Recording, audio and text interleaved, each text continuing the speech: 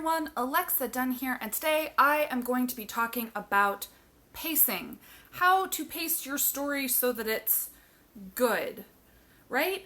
This was actually a request from Twitter. Thank you again to everyone for letting me know what writing craft topics you wanted to hear about. Someone said, talk about pacing, and I promptly died a little inside. So thanks. Because pacing is really hard, to be honest, but pacing can make or break your novel. In a nutshell, it is the momentum of your story. It is what keeps readers engaged and interested and turning pages. But pacing is really kind of hard to pin down, which is why, I withered when I saw that. I was like, this is such a good topic and so hard to talk about, but I'm going to try. I have quite the outline for this one, guys, so get ready, because there is a lot to talk about. And while this is definitely a broad overview of pacing and how to do good pacing, it is also simultaneously a deep dive, so strap on in and let's talk about how to achieve good pacing in your story. So pacing can be a complete double-edged sword. Your pacing can be too fast, your pacing can be too slow. So, writing something really plotty and pacey might seem like the solution. Well, I'm gonna make it a total page turner, but then your pacing is too fast. Or of course, if you're like, well, I'm gonna get really deep into the characters and the world and really orient the reader, well, then your pacing is too slow. Pacing boils down to a lot of different things. It can be any or all of these things. And some of the things that pacing can or is, cats. Hi, cats. All right, just don't mind the fuzzy ginger stuff in the background occasionally. So pacing can be your word count, essentially the amount of time that you have your reader spending in each chapter or section or scene or in the book as a whole. If you watch the YA word counts video that I've done, and I talk about kind of, when an agent sees a word count that is too high or too low, it actually tells them a lot about your pacing. If the word count's too high for your genre, it tells them that your pacing's probably slow. And if your word count is too low, it tells them that your pacing is likely too fast. Pacing is also tension. It is how you are building the, kind of rising action of your scenes and your chapters and your sections so that you're giving the readers kind of what I call turns in the right places. What ties into this is how you enter and leave chapters and scenes. The famous cliffhanger is a plot and pacing device that people use to basically leave you on a cliffhanger on like a what is going to happen note that forces you to turn the page. And if you end every chapter or scene with a cliffhanger, which I don't recommend unless you are Dan Brown, you essentially are going to have a very pacey novel because people are constantly turning the pages. But it's also how you enter scenes. You want to always enter early. No, you always want to enter late and leave early. You basically always want to think about how you are building tension and revealing information in any given scene, chapter, or section of your book. The literal writing style and style of words on the page can also impact pacing. Think of it as how a reader is going to go over your page and read the words. If you have big, chunky paragraphs and long sentences and purple prose, your reader is just gonna take longer to get over those words and through everything, and that will kill your pacing. Shorter, more direct, sentences and language make for a faster and better read. This doesn't mean that we all have to be Hemingway, but if you are purposely trying to increase the pacing in any section, look at the length of your sentences, your word choices, the length of your paragraphs, and how you are, moving people through the scene through language. Pacing also ties into scene function. You want to think about what your scene is actually doing. Is it developing the characters? Is it moving the plot forward?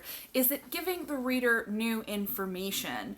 If a scene doesn't have any real purpose and doesn't tie into the larger story, that is going to be dragging your pacing. Pacing can also tie into structure. This is actually one of my favorite tips for pacing, though I am not always able to execute it myself. But you can use the 3-act structure and things of those nature to your benefit in terms of forcing a pacing structure into your story. Think about the tournament, say in Harry Potter and the Goblet of Fire. The Triwizard Tournament had 3 main parts, and so those 3 components of the Triwizard Tournament created an inherent plot structure to Harry Potter and the Goblet of Fire, where you knew, okay, task 1, stuff in between task 1, task 2, stuff in between task 2, culminating in task 3. It gives your readers, nice structure to look forward to, and it gives you something to write around. You can also think of the ticking clock. If you have a book that lends itself well to a ticking clock, so, thrillers, some fantasy, some sci-fi, that also gives you a very zippy pacing structure because there's a literal ticking clock. There's only so much time in which your story can take place, and that often will contribute to a book feeling like a page turner. Just 2 of my favorite kind of gimmicky plot structure tricks that can help a lot with pacing, but only if it fits into your story. I've been stuck on a book and I thought, can I insert a tournament of some sort that has 3 main components? And it's never worked out, but I admire writers who are able to do this. So speaking of 3-act structure, despite the fact that I am a pantser, and I don't like outlining or beat sheets or any of that stuff when I'm initially drafting, my stories still follow 3-act structure, and 3-act structure is so helpful for pacing because it basically sets up for you the acts that you need for your story and the beats that you should be hitting to make it a compelling read, essentially in terms of beats, the hero's journey. And if you follow those, more or less you should have sound pacing. And if your pacing is off, often when you go back to the 3-act structure or the beat sheet, you can find answers. So your act 1 is going to be the beginning, which is the setup and your character setting off on their journey. In this section, you're setting up your conflict. You don't want to drag in this section. You want to be pretty fast. You have to kind of balance key scenes of establishing the character world, setting conflict and stakes without wallowing too much in anything. That said, you don't want to be too zippy in your act 1 because you do have to set up all of those things. But act 1 is not the time for slow pacing. So think fast, zippy pacing in act 1. Act 2 is your middle, of course, and the middle can be the worst. Very often when people have pacing problems, I see it in the middle, the messy, muddled middle. So your middle is when your character is on their journey and you're leading up to a big turning point. You're developing your conflict in this section. You've introduced it in the beginning, and in Act 2 you want to develop it, introducing new complications, giving your character kind of new things to interact against. And of course, the trick of the middle is that this is where your pacing can slow considerably. This is the section, if you're going off of beats, where you're going to have your kind of fun and games or the promise of the premise. Now, this is incredibly satisfying to a reader, and you need to have this section, those beats, but if you do too much of it, that's when you get really slow and your pacing is just dead. So this is when you need to come back to that idea of scene function.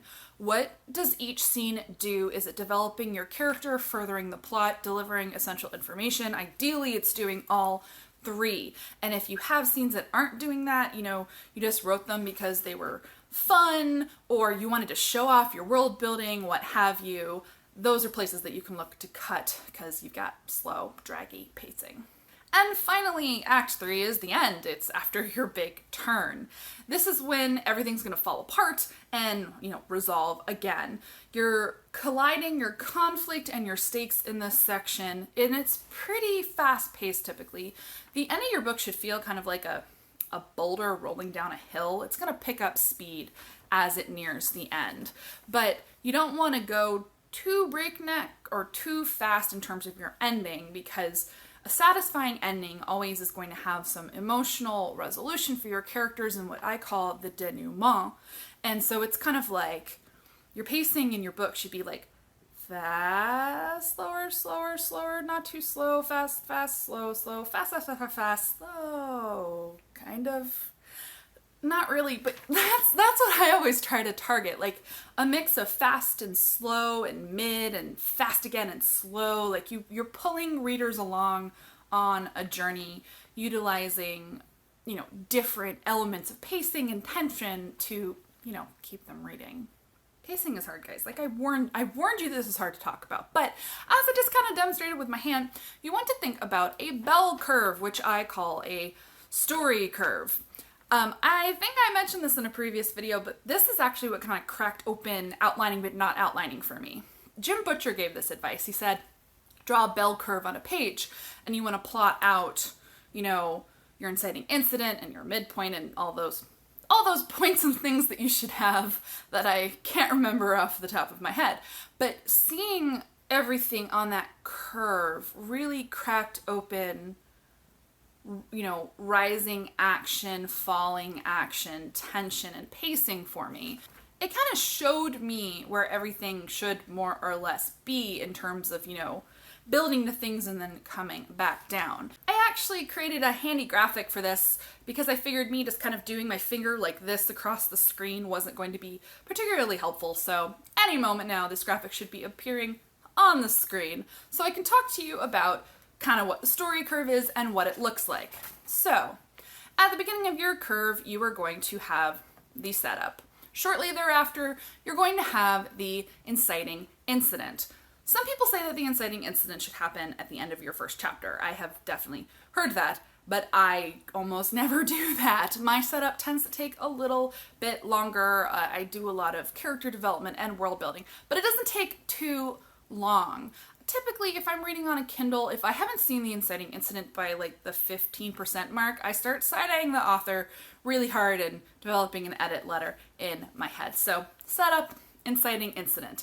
And bear in mind that these kind of where the lines are, it's kind of inexact. Well, you'll kind of see how I spaced the lines further, closer together on the end of the graph to kind of, show that like fast zip down the hill. But next is your rising action. So you're going up the bell curve and your rising action is going to take you to the midpoint turn. I actually love the midpoint turn, and I find that many writers mistakenly, the thing that they thought was their inciting incident is actually their midpoint turn, which is often why that inciting incident doesn't show up where it should. I'm reading and, it shows up at the 30, 40, 50% mark, and I was like, that's actually your midpoint turn, which means you need an inciting incident that doesn't exist right now. Midpoint turn is where like everything changes, like the hero learns something new that changes everything, or something awful happens that like derails them off their journey, and it propels them into, I'm mixing styles here, story structure versus plot beats. But if you're going by the Save the Cat beats, I mentioned in that video, I love the Dark Night of the Soul. The Dark Night of the Soul is one of my favorite beats, and you have to have the big midpoint turn to barrel down to the Dark Night of the Soul. So after that midpoint turn comes your falling action. It's that boulder rolling down the hill. And then everything is going to come to a head. This is when the big battle scene or the confrontation. This is when you're going to have all your conflict and your stakes colliding and you're sliding into your resolution. So next I have the denouement, that favorite beat that I think is missing from the beat sheet that I think is incredibly essential to write. So I stuck it onto my chart because I am in control here. And finally, your final scene / resolution of theme / character arc, which sounds really like highfalutin. I'm not really good at talking about that esoteric story stuff, but unintentionally, as you write more and you get into craft, you'll go, oh, I did actually very neatly mirror the theme and the setup and the character from the beginning of my book at the end of my book. Aren't I so smart? Because that's typically what you want to do. You want to kind of mirror the scene or, what the character's I Want song was in the beginning and kind of have this like full circle feeling that happens. with your ending and your resolution. So I use this story curve and just the idea of a bell curve and like kind of thinking about where things hit on the curve to keep my pacing under control. I do also sometimes think about story beats, but not as religiously since I am that, anti-outliner. So hopefully like this story curve might help unlock pacing for some of you, combining kind of that laundry list of things I mentioned, about like word counts and language on the page and how you build tension and how you start and end scenes and, just thinking about everything on a curve.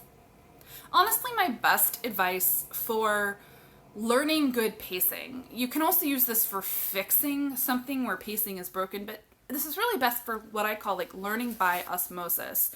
And that is to consume as much media as you can where the pacing is good. Of course, it doesn't help if you happen to pick something where the pacing is bad, but pick something that is pretty universally considered to be good, and most often the pacing is going to be good.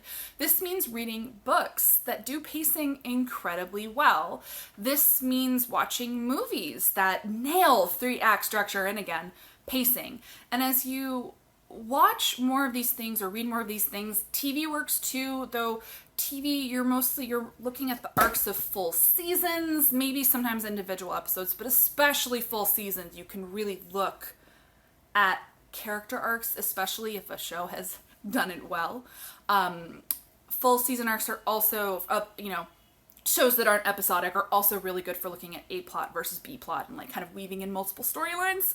But as you watch and read more and more of these things, you will start to ingest the moments and the beats and what feels slow versus what feels fast and the ways that people make pacing work that you can kind of steal from. I mean, that's where we learn these structural gimmicks like the ticking clock or the tournament. I mean, Harry Potter and the Goblet of Fire really opened up my brain where I was like, that was brilliant. The tournament structure was brilliant. That is my favorite Harry Potter book, by the way. And I think part of the reason is, they're all pacey, but that one just nails story pacing. That book is everything. I just love that book. But you start to really see these things and, everything I routed off in this video, which I made, on an outline, I just sat in front of the computer and was like, what have I seen that has unlocked pacing for me and has cracked open pacing for me? Because it's not always obvious. Pacing is a lot of things. It's the momentum of the story, and how the heck do you achieve proper momentum? It's hard. It's not rocket science. Sometimes it takes another person to tell you when your pacing isn't working, and that's actually a great piece of advice. Give your book to someone else to read and ask when they're bored. Ask when they're confused. It was my agent who told me to look at the length of the sentences and the size of the paragraphs and to just trim them, and it was magic. It changed my first act in enormously, just trimming words and sentences. So that is kind of my word vomit dump about pacing. I hope it was clear-ish. I feel like I just bled at the mouth at you for 20-something minutes. I hope it was helpful. Definitely hit me up with questions down below. This is one where I'm like, I know this thing, but articulating this thing is hard. So pacing. What about you? Do you have any tips or tricks or ways that you either identify that something isn't working or how you fix it? Definitely drop that down below. These are the things that I use that help me fix and identify pacing issues. Let's brainstorm some ideas. Thank you so much for watching as ever. If you enjoyed this video, give it a thumbs up so I know to do more craft-related videos. If you're not already a subscriber, I would really appreciate it if you would subscribe. And as always, happy writing, everyone.